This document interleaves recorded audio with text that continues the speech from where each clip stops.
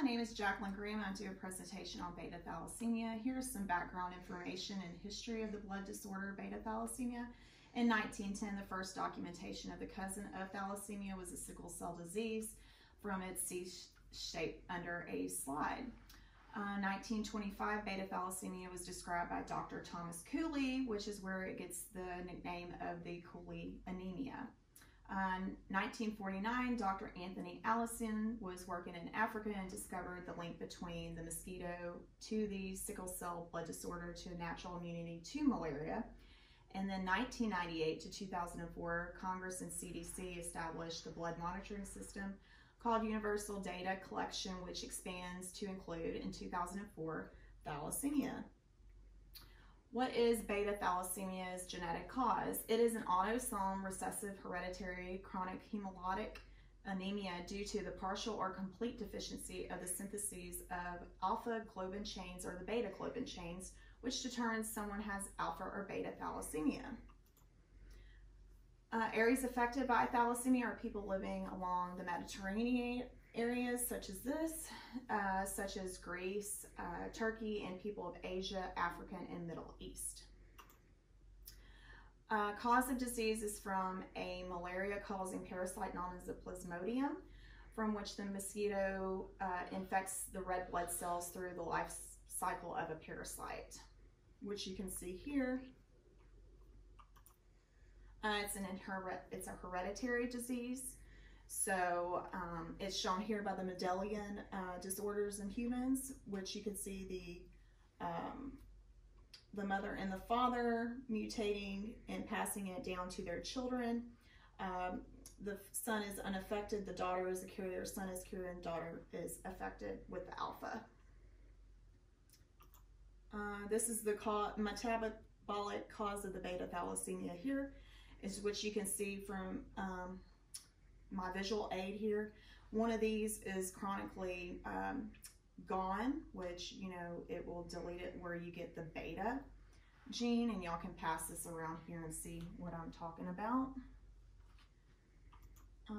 The beta thalassemia mutation, this shows the chromosome localization of the structure of the alpha and beta gene clusters.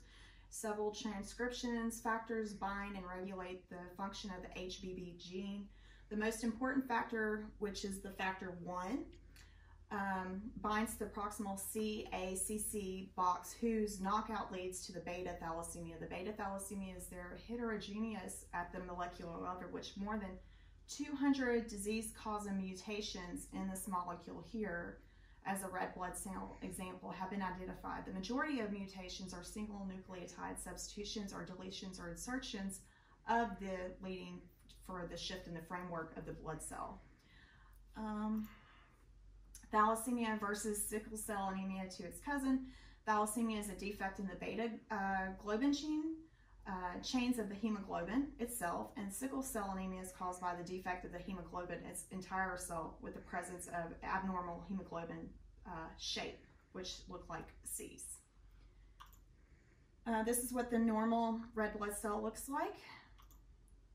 This is again the visual aid I gave you. This is the comparison of normal without it, the beta, and then the alpha. This is the signs and symptoms of the disease, which include fatigue, weakness, pale, yellowish skin, facial bone deformity, slow growth, abnormal abdominal swelling, dark urine. This is some continuations of the signs and symptoms, which you can see here, the jaundice, the deformity in the nails and extremities here. And here you can see where it gets like the chipmunk looking here as they give it a chipmunk disease recognition. How's the disease diagnosed? This disease is diagnosed with blood smears. Beta thalassemia blood smears, which reveals the anemia portion under the slide, or using a molecular genetic testing, which is testing for the HBB gene. Here you can see the major versus the beta under the blood smears. And who does this affect? The demographics include alpha thalassemia mostly affects people of Southeastern Asian, Indian, Chinese, and Filipino heritage. Beta, on the other hand, mostly affects heritage of the Mediterranean, Greek, Italian, Middle Eastern, Asian, and African descent. And also, here's something food for thought. African Americans is expected to carry genetic variants of the sickle cell and beta thalassemia, the same gene. How's the disease treated or cured? Mild treatment does not need treatment, but moderate to severe include frequent blood transfusions, Claritin therapy, or stem cell transplant. Incidence of this occurring is 1 in 100,000 people. Globally, it's more commonly known, but here in the United States, it is not. I want to say thank you all for attending this presentation, and I hope you've learned more about your inherited blood disorder, beta thalassemia.